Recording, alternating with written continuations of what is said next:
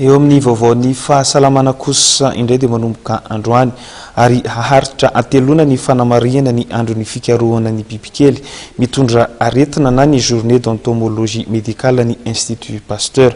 Ho fantaritsika indrindra ao anatin'ity fanadidina ity manaraka ity indrindra ny mahazava-dehibe an'izany fikarohana izany.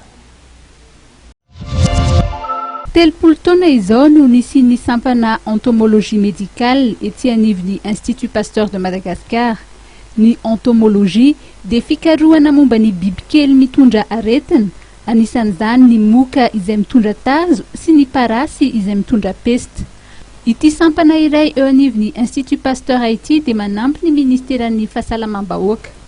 Manampy ny ministeran'ny santé zay manatsara ny fomba fiadivana atao amin'ny bibikely mitondra aretina eto Madagasikara.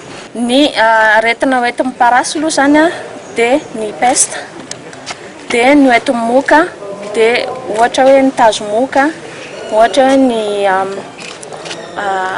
ongobe na elephantiasis, dia ny dengue sy ny chikungunya. Hitohatra amin'ny 10 aogositra ho avy izao ny hetsika ka isy ny fampisehoana voka-pikarohana sy ny fanakalozan-kevitra samihafa ahafahana mamaritra ireo teboka tokony hiaingan'ny fikarohana mba hanatsarana ny fanaraha-maso, ny fitsorohana ny ady atao amin'ireo bibikely mitondra aretina toy ny tazomoka, ny peste sy ny arbovirose eto Madagasikara. Nisy ny fitsidiana ny laboratoire fiompiana moka ary ihany koa ny fiompiana parasy izay anaovana fikarohana eto amin'ny Institut Pasteur tamin'ity andro anio ity.